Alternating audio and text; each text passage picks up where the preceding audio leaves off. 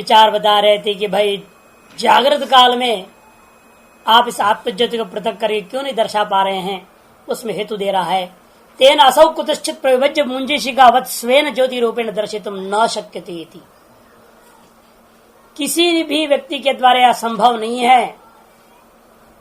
असौ कुतश्चित प्रविभज्य, असौ मने आत्मा, इसको बुद्धि आदि अनात्माओं से, कुतश्चित मने बुद्धि आदि अनात्माओं से प्रविभक्त करके, अलग करके, जैसे मूंज घास से इशिका को अर्थात तूल को अलग कर दिया जाता है, उस प्रकार से स्वेन ज्योति रूपेण असौ आत्मा दर्शितुम न शक्यते जागृत काले।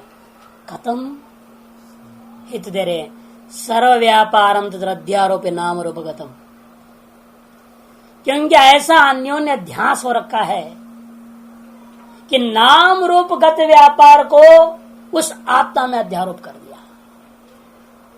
और आत्मा के अंदर ज्योतिर्धर्मंच नाम रूपयो हो, ज्योति जो आत्मा है उसके धर्म जो है चैतन्यता आदि, उसको नाम और रूप में डाल दिया। इतना ही नहीं, धर्मों का अध्यारोप नहीं है, साथ साथ नाम रूपेच आत्म ज्योतिषी, नाम और रूप को आत्म ज्योति में, नाम और रूप में निष्ठ व्यापार को डाला पहले, और उसको धर्माध्यास कहते हैं, और अब धर्मी का भी अध्यास हो गया। नाम और रूप को आत्मा में और आत्मा को नाम रूप में अध्यास कर गया। अध्यारोप्य सर्वो लोको मोमुह्यते, और ऐसा अध्यारोप करने के पश्चात सब दुनिया मोह में पड़ा हुआ है। कैसा मोह? कोई कहता है अयम आत्मा, अरे देखो शरीर आदि आत्मा है बोलता है। कोई कहते हैं नायम आत्मा, अरे भैया आत्मा नहीं है। कोई कहते एवं धर्म, आत्मा का यही सब धर्म होते, 14 गुण होता है, कोई 8 गुण बोल रहा है, कोई कुछ गुण गिना रहा है, नहीं आए का एवं धर्म एवं आत्मा। कोई कहता है नैवं धर्म आत्मा कहता है, सर्वम शून्यम रट गया वो करता। कोई कहते करता है आत्मा, है कि नहीं? नहीं आए का कहते हैं आत्मा करता है, और सांख्य खड़ा हो गया नहीं नहीं आत्मा अकर्ता है बोल दिया। आत्मा शुद्ध है, कोई कहते आत्मा अशुद्ध है। कोई कहते आत्मा बद्ध है, कोई कह रहा है मुक्त है। कोई कोई आत्मा स्थिर रहता है, कोई कहते नहीं चलने फिरने वाला है आत्मा, वो आता है वो जाता है। कोई कहता है और कोई कहता है नहीं है आत्मा, छुट्टी कर दी। इत्यादि विकल्प ही सर्वोलोको मोमुह्यते, अध्यारोप्य सर्वोलोको इत्यादि विकल्प ही मोह्यते। ऐसा नहीं, पहले धर्म और धर्मांक परस्पर अध्यास कर लिया। अध्यास करने के बाद इस प्रकार के विकल्पों के माध्यम से हर एक जीव मोह में पड़ा हुआ है। अतः इसलिए हमें स्वप्रादि में जाना पड़ा। जागृत में जिसलिए ऐसा स्थिति भरा है, अतएव स्थिति में आप कैसे विवेक करके बताओगे? यथा मोमुह्यते अतः विवेक तुम न शक्य, पूर्वान्वय कर देना। प्रविवेच्य दर्शितुम न शक्य। अतः इसी कारण से समान सन्नभव लोको, अतः इसी कारण से अवे आविद्यक भ्रांति के वजह से, मोह के कारण से, अतः इससे जोड़ देना, मोह के कारण से समान सन बुद्धि आदि के सदृशता को प्राप्त होकर के उभव लोको संचरती। उभव लोको माने प्रतिपन्न प्रतिपत्तव्य लोको, प्राप्त और प्राप्तव्य लोकों को, यह लोक पर लोको, इस जन्म का यह शरीर, पर जन्म का अगला शरीर, यहाँ पर जागृत का शरीर फिर स्वप्न का शरीर, इस प्रकार से यह लोक परलोक। उसी और स्पष्ट कर रहे हैं, उपात देहेन्द्रिय संघात त्याग अन्योपादान संतान प्रबंध शत संतति। कहते हैं उपात जो शरीर है, इंद्रिय है, इत्यादि संघात का त्याग करते हो जब मरते हो। उपात माने गृहित, जो पकड़ रखे हैं अभी, देहेन्द्रिय संघात, इसको क्या करेंगे आप? त्यागते हैं जब मरते हैं। और मरने के बाद अन्य उपादान संतान, दूसरे को ग्रहण कर लेते हो। इसी का धारा चल पड़ा, संतान प्रबंध शत सन्निपात अनुक्रमेण संचरती। कहते हैं कैसा चल रहा है धारा? इसका कोई ठिकाना ही नहीं, कब से चल रहा है और कब तक चलेगा कोई जानता नहीं। इसी को शत सन्निपात शब्दों से कह रहे हैं। परंपरा से, ग्रहण की परंपरा से निरंतर सैकड़ों बार, ऐसे सैकड़ों का तात्पर्य पता नहीं कब से चला और कब तक चलेगा। सत्संग यहां पर अनंत के तात्पर्य में सैकड़ों बार इस प्रकार का संयोग हुआ, वियोग हुआ, संयोग हुआ, वियोग हुआ, चल रहा है। अनुक्रमेण संचरति, इस तरह क्रम से वो एक योनि से दूसरी योनि, एक शरीर से दूसरा शरीर, ऐसे चक्कर काट रहा है। धी सादृश्यम एव उभय लोक संचरण हेतु, यानी तारस उभय लोक संचरण का कारण आत्मा के स्वतः स्वभाव नहीं है। आत्मा कहां संचरण करता है? सर्वत्र व्यापक है, वो घूमने फिरने वाला है नहीं। फिर कौन कारण है? धी सादृश्यम एव हेतु, धी के साथ जो सादृश्यता है यही उभय लोक संचरण के प्रति कारण है, न स्वतः, स्वतः कोई संचरण नहीं होता। तत्र नाम रूपोपाधि सादृश्यम भ्रांति निमित्तम यदेव हेतु न स्वतः तदुच्यते। इसी बात को समझाने के लिए मंत्र में क्या कहा? ध्यायतीव, लेलायतीव, ये शब्द आया। ये शब्द इस बात को कथन कर रहे हैं। नाम रूपोपाधि का सादृश्यता जो भ्रांति निमित्त है वही संचरण के प्रति कारण है। यद तदेव संचरण हेतु न स्वतः, स्वतः न ध्यान, न कोई ज्ञान है न कोई क्रिया है। ज्ञान और क्रिया दोनों ही आविद्यक है। स्वतः न ज्ञान उत्पन्न हो सकता है न क्रिया उत्पन्न हो सकती है। इसे न स्वतः इत्येतद् उच्यते ध्यायति व लीलावति इत्यादि। यस्मात् समानस्य अनुभव लोको अनुक्रमेण संचरति तदेतत् प्रत्यक्षम् इत्येतद् दर्शयति। यस्मात् इत्येतद् दर्शयति के साथ अन्वय कर लेना। समान, जिसलिए वह बुद्धि के साथ सादृश्यता को प्राप्त करके दोनों लोकों के साथ आने जाने वाला, दोनों लोक का तात्पर्य इस जन्म और पर जन्म, अथवा एक शरीर से दूसरा शरीर, जागृत शरीर से स्वप्न शरीर वापस, इस तरह को सबको ले लेना है। प्राप्त और प्राप्तव्य, प्राप्त का त्याग पूर्वक प्राप्तव्य को ग्रहण कर लिया, वो भी प्राप्तता को प्राप्त हो गया ना। वे प्राप्तव्य जब मिलेगा तो क्या हो गया? वो प्राप्त हो गया, फिर अगला प्राप्तव्य रह गया, ऐसे चक्कर चलता है। ये जो चीजें हैं बुद्धि की सादृश्यता के कारण से, इसी बात को प्रत्यक्ष ही कथन कर रही है शब्द। तदेतत् प्रत्यक्षम इत्येतद् दर्शयति, वह यह जो बात है, तद मने समान वाक्योक्त जो बुद्धि सादृश्यता पूर्वक संचरण वह अस्वाभाविक संचरण है, यही बात पे दिखा रहा है। यह बात प्रत्यक्ष सिद्ध है, स्वाभाविक नहीं है। ये जो गति है अस्वाभाविक है, यह बात सभी को प्रत्यक्ष सिद्ध है। कहते कैसे प्रत्यक्ष सिद्ध है? ये तो ध्यायतीव, लीलायतीव। ध्यायतीव माने ध्यान व्यापारं करोतीव, चिंतयतीव। या ध्यान से तात्पर्य मेडिटेशन उतना ही नहीं लेने का। ध्यान से इंद्रियों के द्वारा जितने भी हम ज्ञान प्राप्त कर रहे हैं और सकल वृत्ति ज्ञान को ले लेना है। धी वृत्ति ज्ञान सब कुछ। अच्छा,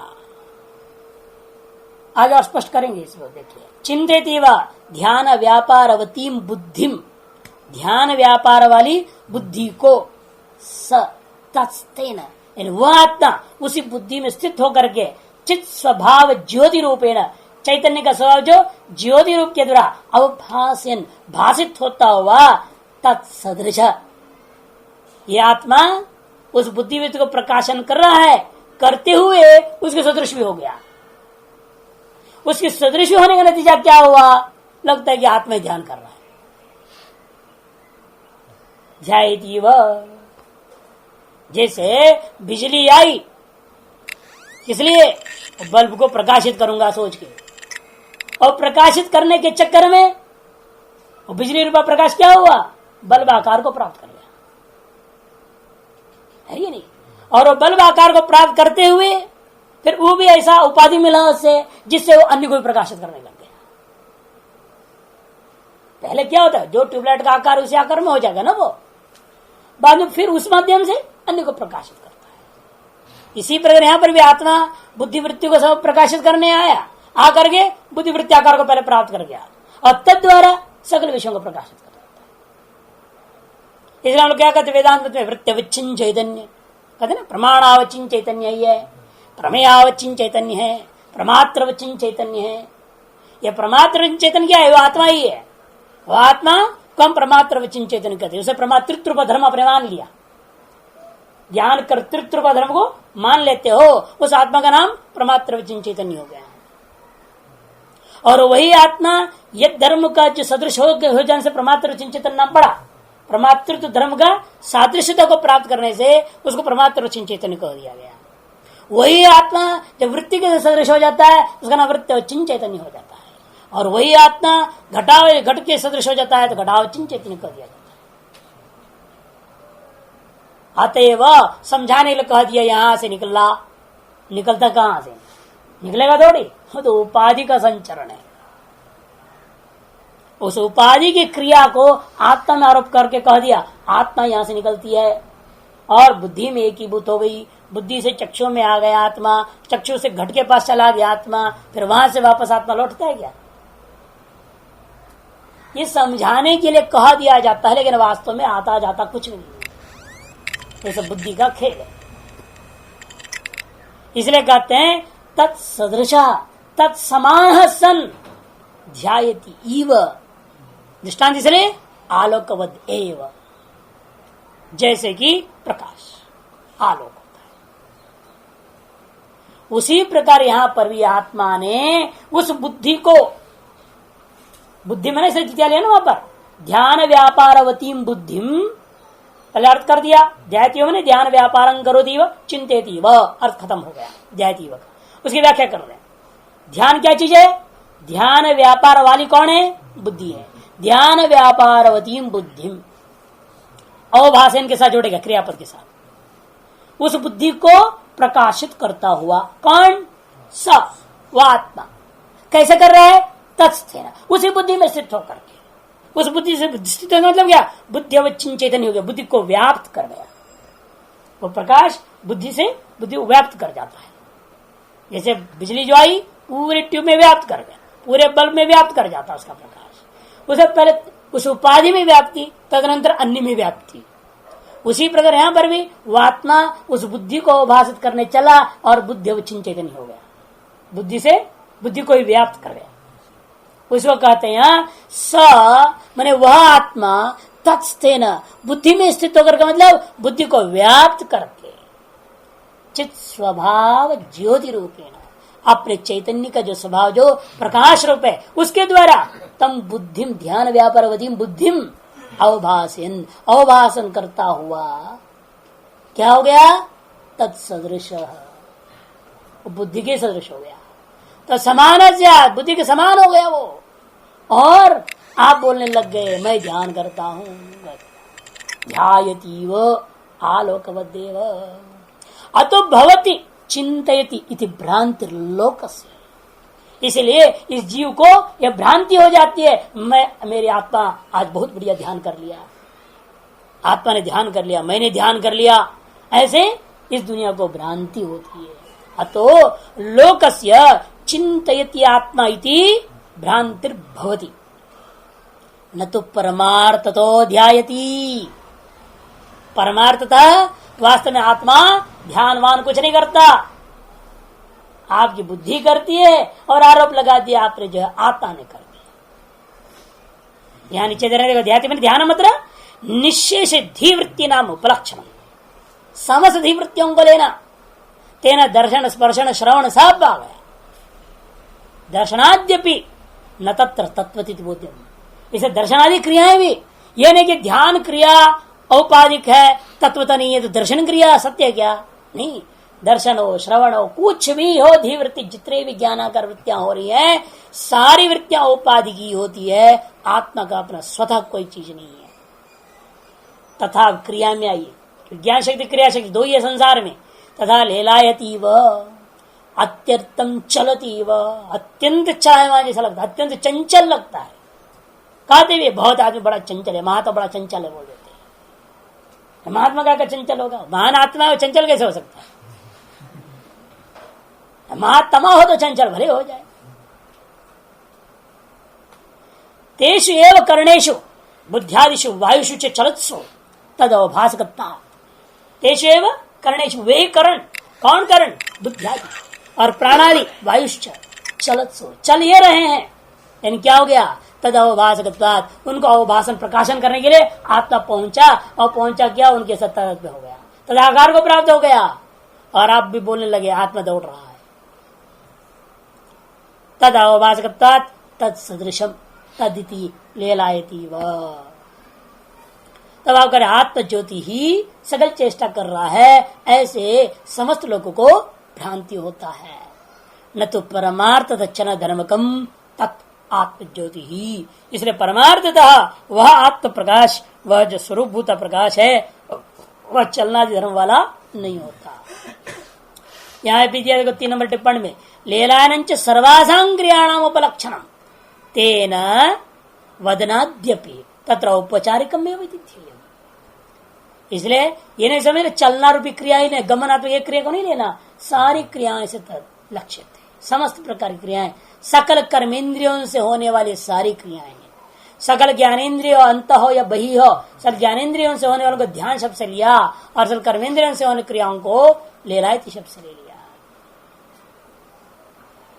कथम पुनरेतदवगम्य थे, यह बात आपको किस प्रकार से निश्चय हो गया? भाई ध्यायति व लीलायति, वास्तविक ध्यान नहीं है, वास्तविक लीला नहीं है।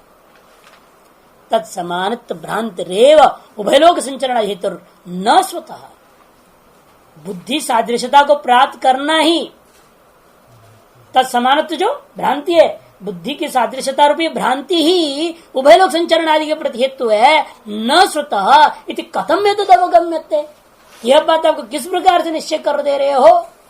तब जवाब में कहती त्यस्य अर्थ से प्रदर्शनाय हेतु रूपदिश्यते, इसी अर्थ को प्रदर्शन करने के लिए विस्तार से हेतु का कथन कर रहे हैं। स आत्मा ही यस्मात् स्वप्नो भूत्वा इत्यादि। स ही स्वप्नो भूत्वा मंत्र में था ना, स ही स्वप्नो भूत्वा, स हो गया आत्मा, ही मने यस्मात् स्वप्नो भूत्वा इत्यादि। अर्थात वो स्वप्नो भूत्वा कैसे हो गया, उसको समझाना पड़ेगा। पहले सामान्य नियम बना दे रहे, पूर्वोक्त अध्याय के आधार पर सामान्य नियम बना देंगे। स आत्मा ययाध्या समान साधीर यद्यद् भवति तत्तद् असोऽपि भवति इव। वो आत्मा क्या हो जाता है? ययाध्या समान, यादृशी बुद्धि वृत्ति के सदृशता को प्राप्त हो गया है। साधीर यद्यद् भवति, वह बुद्धि जो हो जाए, घट हो जाए, पट हो जाए, मठ हो जाए, जो पर आकार को प्राप्त कर जाए। बुद्धि तो घटाकार के, अयं घटा कौन बोल रहा है? बुद्धि। बुद्धि में घटाकारता भाषित हुआ, ये नहीं घट बुद्धि में चला जाएगा क्या?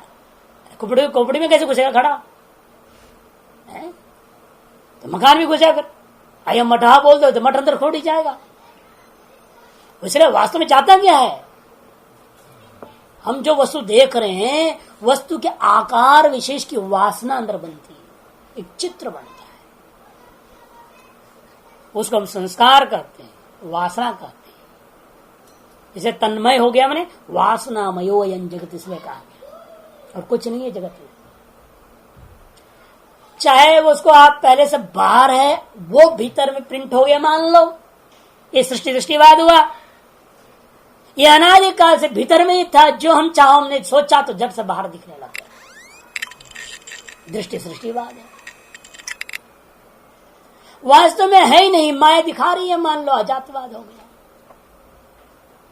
माया दिखा रही है, हम उसे देख रहे हैं केवल, वो जैसी दिखा देती है वैसे देख लेते हैं, लेकिन देखते ही नहीं। समस्या इतना हो जाता है, देखने के साथ साथ उसके साथ तादात्म्य हो जाती है, इसलिए दुखी हो जाते हैं। बस देखते रहते तो कोई दिक्कत नहीं था, वो देखने के साथ साथ उसके साथ तादात्म्य हो गए, वो हंता ममता आस्था कर गए, तो नतीजा खराब हो गया। अब तभी आपको कहे जीव है, बंधन में है, संसारी है, तभी ना पड़ गया। इसलिए कहते हैं ययाद्या समान साधीर यद यद भवति घटपटादि तत्तद असो भी भवती व। तब क्या होता है, तत्त जो जो आकार को बुद्धि ने प्राप्त कर लिया, आत्मा के मानव तत्त आकार को प्राप्त कर लिया। इस घट ज्ञानवान हम बोलते हो, इतना है कि थोड़ा बुद्धि में इतना विवेक घटो हम नहीं बोलते हो।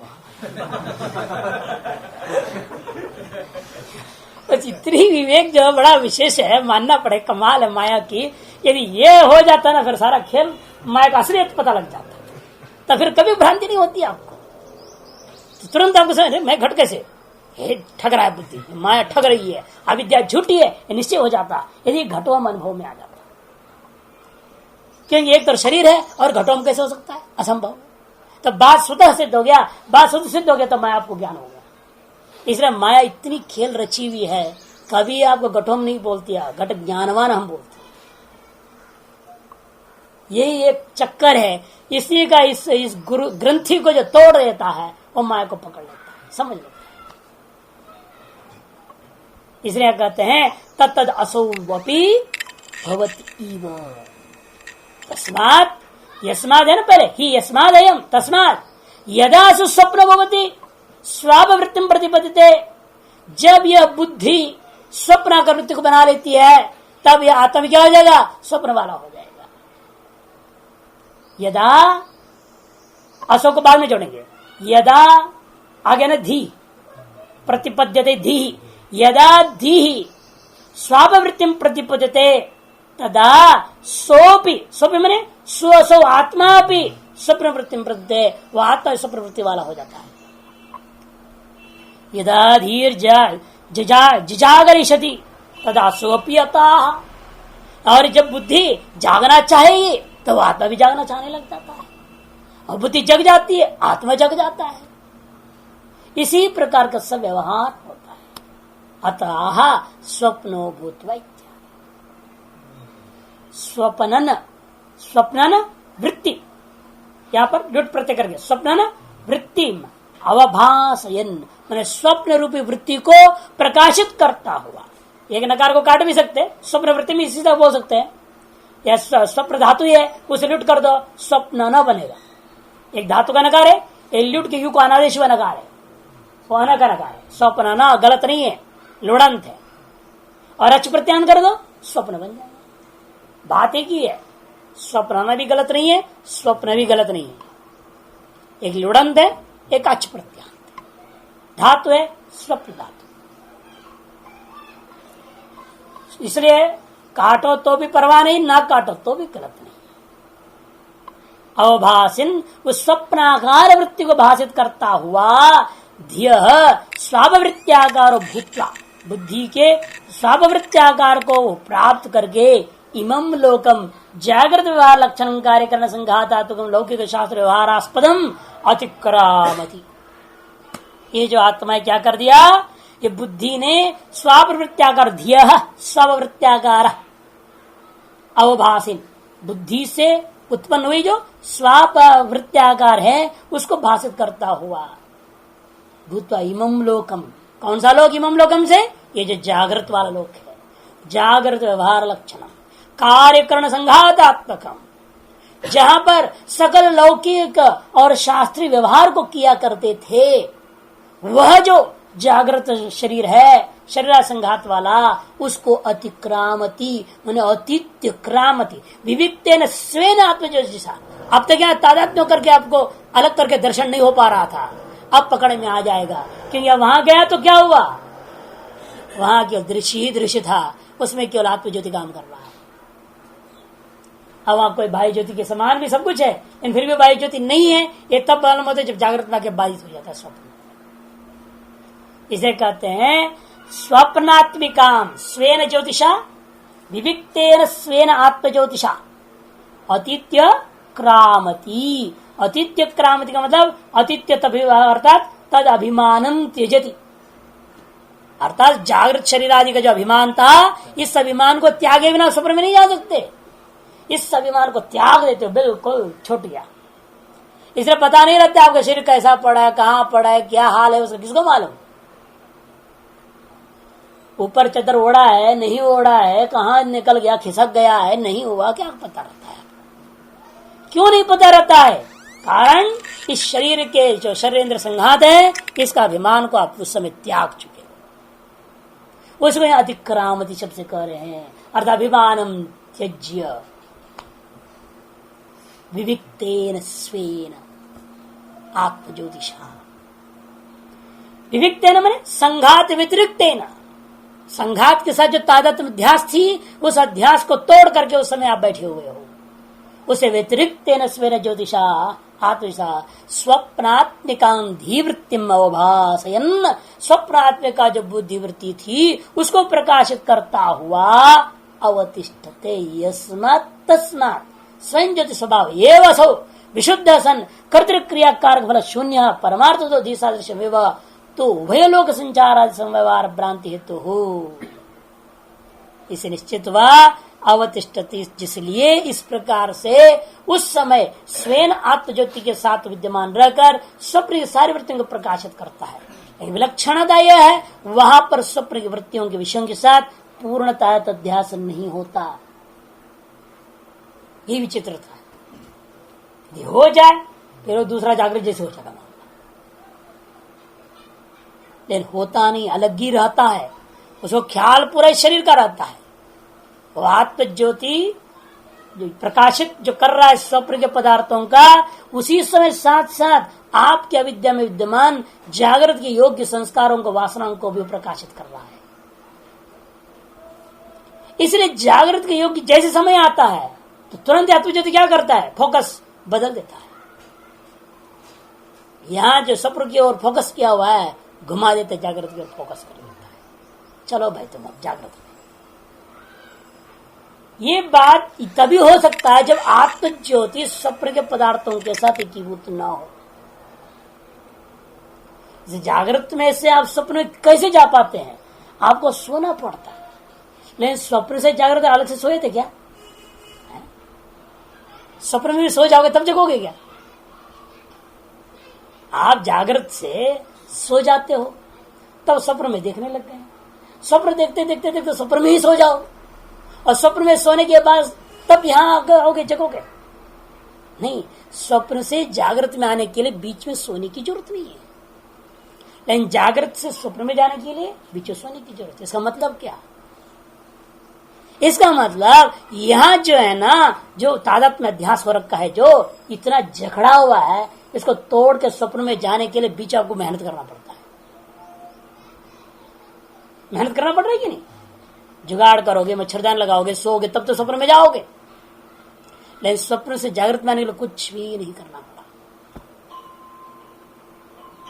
इसका मतलब वहां आत्मज्योति जो है स्वप्न के किसी भी पदार्थ के साथ तादात्म्य अध्यास नहीं करता।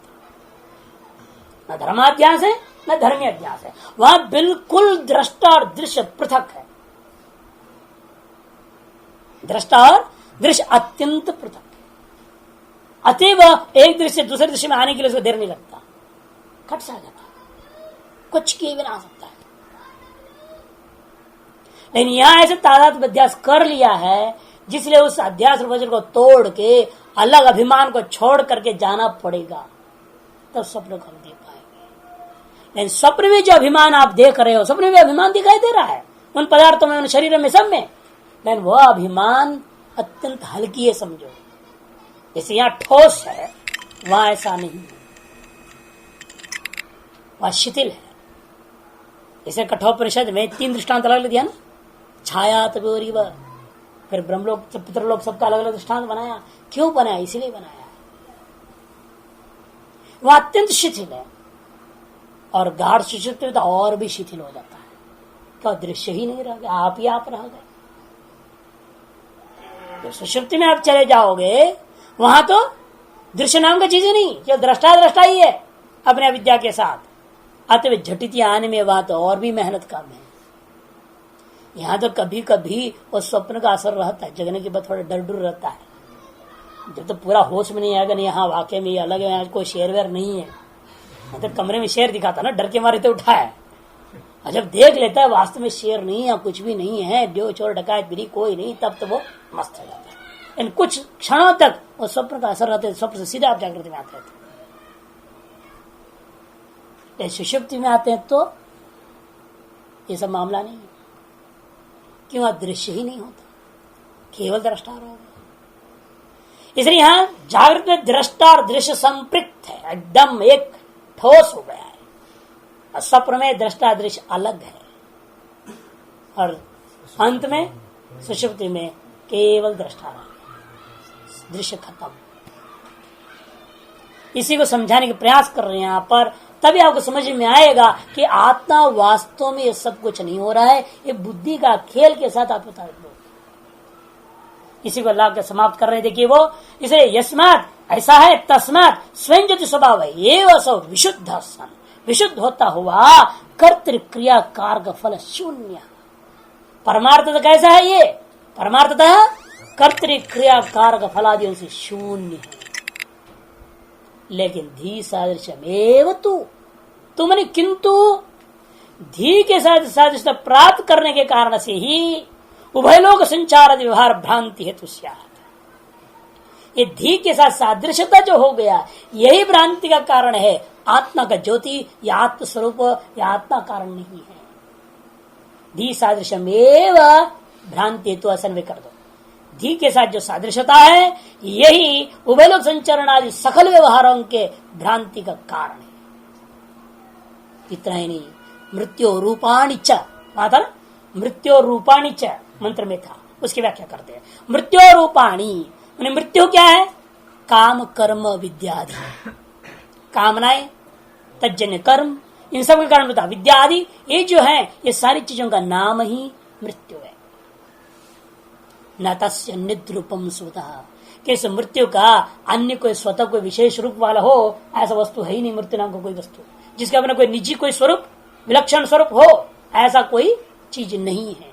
एक काम ही मृत्यु है, कर्म ही मृत्यु है, अविद्या ही मृत्यु है, माया ही मृत्यु है, भ्रांति ही मृत्यु है, अध्यास ही मृत्यु है, अव्याकृत अवस्था ही मृत्यु है। उसका अपना कोई अलग स्वरूप नहीं। इसलिए कहते हैं न तस्य अन्य रूपम विदिते स्वतः, किंतु कार्य करणानि अस्य रूपाणि। आपके अपने काम कर्म विद्या के कारण से क्या हुआ? एक कार्यकरण संघात बन गया, और कार्यकरण संघात के माध्यम से सारा व्यवहार हो रहा है। यही इस मृत्यु के अनंत रूप है। इसलिए उभय संचरण और अनंत रूपता जो प्राप्त हुआ, ये धी के सादृश्यता के कारण से ही है। यदि धी के साथ आत्मा के साथ तादात्म्य न हो तो न काम है, न कर्म है, न विद्या, न कुछ व्यापार हो गया। अतः तानि मृत्यु रूपाणी अपि अतिक्रामति क्रियाफलाश्रयाणि। इसलिए उस अवस्था में क्या है, ये जो मृत्यु का रूपता कौन? ये जो कार्यकरण संघात है ना, कार्यकरणानी है वह अस्य मृत्यु हो रूपाणी। मृत्यु के रूप क्या है? एक कार्यकरण संघात है। एक कार्यकरण संघात रूप जो मृत्यु का रूप है, इसको भी वो उस समय स्वप्न काल में क्या हो गया? अतिक्रमण कर गया, पूर्वान में अतिक्रामति के साथ। अब यहां से बौद्धो सब आएंगे, शास्त्रार्थ करेंगे, आत्मा को लेंगे। मंत्रार्थ पूरा हो गया। मंत्र पर जो विवेचन करके अर्थ करना शब्दार्थ और उसकी व्याख्या समझाना पूरा हो गया। अब यहां से बौद्ध आदि आरंभ करेंगे शास्त्रार्थ करने। एक कोई आत्मा क्षण जो विज्ञान नाम से भिन्न कोई आत्मा नहीं, ये दो चीज है ही नहीं। आप बार बार धी सादृश्यम धी सादृश्यम, अरे धी है कहाँ? धी नाम का चीज ही नहीं बोलता है, धी में कुछ नहीं होता, केवल क्षणिक विज्ञान है। और क्षणिक विज्ञानी धी रूप हो गया है। धी का स्वरूप आता नहीं पाया, आत्मा ही धी रूप पे न दिख रहा है। ऐसे करके विभिन्न प्रकार के पहले सौत्रांतिक, वैभाषिक, माध्यमिक और शून्यवादी सभी आएंगे, योगाचार वगैरह एक एक करके क्रम से आएंगे विचार।